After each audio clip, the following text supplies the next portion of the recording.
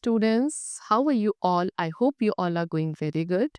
Welcome to the very first session of computer, class 3rd, chapter number 1, that is the basics of computer. So, students, in the very first session of this class, first of all, we'll learn some characteristics of computer. All right, then the different generations, types of computer, and also about the workshop. So the very first topic we have characteristics of computer यानी कि computer के different features क्या होते हैं. So number one we have speed and computers work at a very high speed. Computers जो है एक बहुत ही high speed के साथ work करते हैं. The second feature is accuracy means what कि computers आपको accurate results provide करते हैं. हर एक calculation या task जो computers के through किया जाता है that is error free. Alright. Then third we have diligence that is what कि computers never get bored. Computer कभी भी bored नहीं होते. आप उन्हें same work अगर millions of times भी दोगे तो वो सिर्फ उतनी ही efficiency के साथ perform करेंगे. The next is what versatility.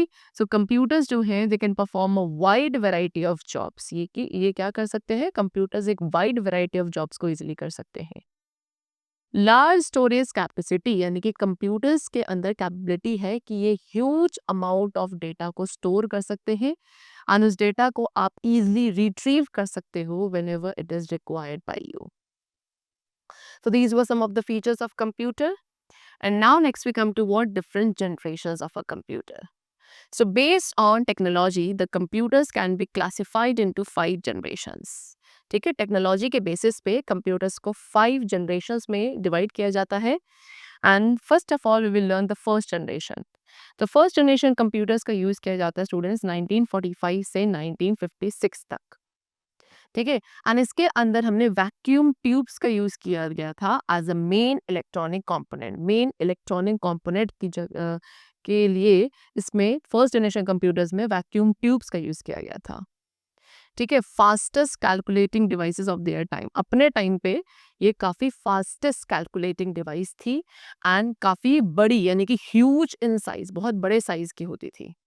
ठीक है, चलो सेकेंड जनरेशन कंप्यूटर्स की बात करें तो वो 1956 से 1963 तक हमने यूज़ किए एंड इसके अंदर वैक्यूम ट्यूब्स की जगह हमने ट्रांजिस्टर्स का यूज़ किया जो कि ज़्यादा बेटर थे, स्मॉलर थे, फास्टर थे एंड लेस एनर्जी कंज्यूम करते थे as compare to vacuum tubes. Smaller and easier, काफ़ी स्मॉल एंड ईजी होता था इन्हें कैरी करना from one place to another and they generated lesser heat. Second generation के जो कंप्यूटर थे वो फर्स्ट जनरेशन के कंप्यूटर के कंपैरिजन में लेस हीट, लेस एनर्जी का कंजम्पशन करते थे. देन इसके बाद हमारे पास आए थर्ड जनरेशन कंप्यूटर्स 1964 से 1975 तक हमने उसका यूज़ किया है एंड इसके अंदर ट्रांजिस्टर्स की जगह अब हमने यूज़ किया इंटीग्रेटेड सर्किट्स का यानी कि आईसीस का. ठीक है, smaller than the computers of earlier generation. And third generation के कंप्यूटर्स जो थे वो पिछली 2 जनरेशन के कंप्यूटर्स के कंपैरिजन में स्मॉलर थे. ऑलराइट, एंड इनकी स्पीड एंड एक्यूरेसी भी ज़्यादा बेटर थी. Then we have fourth generation computer जिसका यूज़ 1975 से किया गया टिल द डेट यानी कि आज तक भी हम उसका यूज़ करते हैं. So use the very large scale integration technology. अब इसके अंदर हमने किसका वेरी लार्ज स्केल इंटीग्रेशन यानी कि VLSI टेक्नोलॉजी का यूज़ किया. They were smaller as compare to the computers of earlier generation. पहली जनरेशन के कंप्यूटर्स के कंपेरिजन में और भी स्मॉलर थे इन साइज एंड ऑल्सो ये काफ़ी हायर स्पीड के साथ वर्क करते थे, ज़्यादा एक्यूरेट थे, रिलायबल थे. ठीक है, as compare to the previous generation computer. And next we have what fifth generation computer जो कि 1984 टू 1990 तक, वेट, यस 1990 तक इनका यूज़ किया गया. So fifth generation computers are the future computers. Fifth generation computers आपके फ्यूचर कंप्यूटर्स है. Alright, the main technique to be used in these computers will be artificial intelligence. Just wait, it should be what? It should not be 1984 to 1990. It should be current till future. All right, चलो. So fifth generation computers हमारे future computers है and इसके अंदर जो main technique use करी जाएगी that will be artificial intelligence AI. ठीक है, that is what they will be able to think and make their own decision such as human beings too. तो क्योंकि फिफ्थ जनरेशन कंप्यूटर्स के अंदर AI का use होने वाला है, तो ये वाले कंप्यूटर्स के पास एक एबिलिटी होगी कि ये क्या थिंक सोच सकते हैं, अपने डिसीजंस खुद ले सकते हैं, similar to that as human being, जैसे कि एक ह्यूमन बीइंग्स करते थे, सेम उसी तरीके से ये क्या कर सकते हैं, सोच सकते हैं और अपना डिसीजन मेकिंग खुद कर सकते हैं। ऑलराइट, चलो।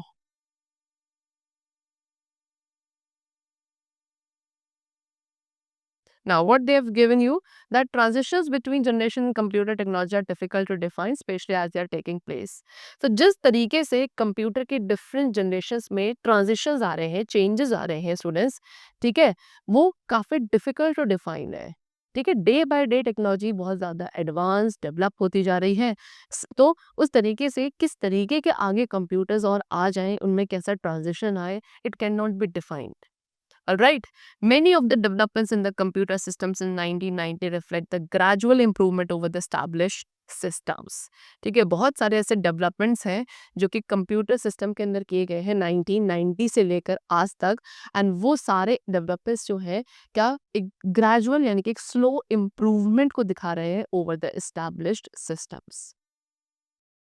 So these were the different generations of computer, and now we have the topic that is types of computer. So computers differ in performance, size and cost. Computers जो हैं एक दूसरे से परफॉर्मेंस में, साइज में and cost में, सब में ही एक दूसरे से डिफरेंट होते हैं.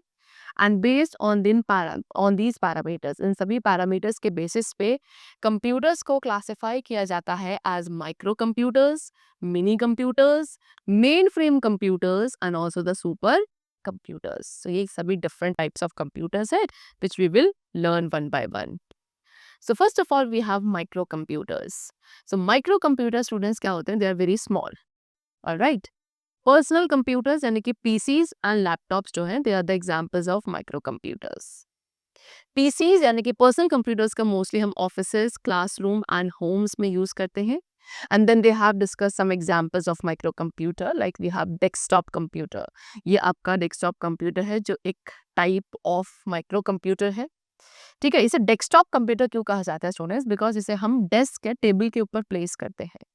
एंड इसी कंप्यूटर को पीसी यानी कि पर्सनल कंप्यूटर भी कहा जाता है. ठीक है, ये आपका most commonly type of computer है जो कि होम, स्कूल, शॉप्स वगैरह पे यूज किया जाता है. The laptop computers, these are the laptop computers, ये भी एक टाइप ऑफ माइक्रो कंप्यूटर है. ठीक है, एंड इसे लैपटॉप इसलिए कहा जाता है बिकॉज इसे आप अपनी लैप पे रख के यूज कर सकते हो. ठीक है, ये डेस्कटॉप के कंपैरिजन में स्मॉलर और लाइटर होता है, एंड इसके स्मॉल साइज होने की वजह से आप इसे almost anywhere you can carry it. Then palm top, this is the palm top computer and it can be fit into our palm. इसे palm टॉप क्यों कहा जाता है? बिकॉज इसे आप अपनी palm में इजिली फिट कर सकते हो. एक छोटी सी कंप्यूटिंग डिवाइस है, एक टैबलेट की तरह. राइट, चलो ना, what is tablet computer? So next they have given you tablet computers only, which is this. ये एक small hand held type of computer है, स्मॉलर देन लैपटॉप. छोटा सा हैंड हेल्ड यानी कि हाथ में इजीली आप इसे कैरी कर सकते हो, उस टाइप का कंप्यूटर है. और लैपटॉप से स्मॉल होता है, छोटा होता है.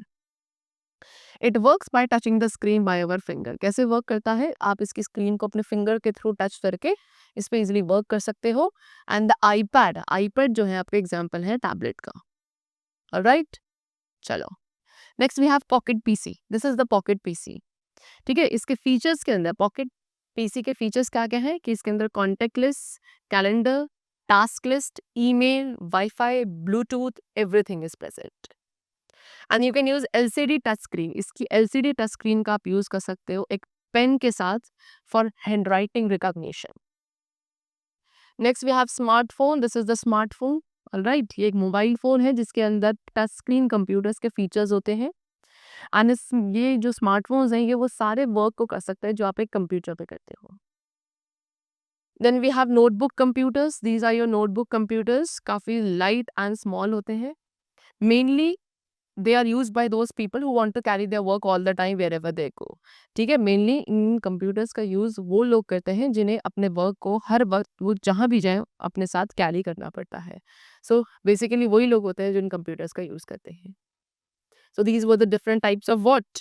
The microcomputers. All right. Now the topic they have given your class, that is workshop. So it is also a single user computer system. Workshop भी क्या है, एक single user computer system है जो कि एक personal computer की तरह ही होता है, लेकिन उस workshop का ज़्यादा powerful microprocessor होता है as compared to any PC. Alright, they are used in making. इनका use किया जाता है design making में, ठीक है, special effects create करने के लिए in the movies etc. So for these purposes they are used. And the chapter is completed over here. Alright, so let's meet in the next session with a new topic of computer. Till then, keep going well, learn well, and thanks to all.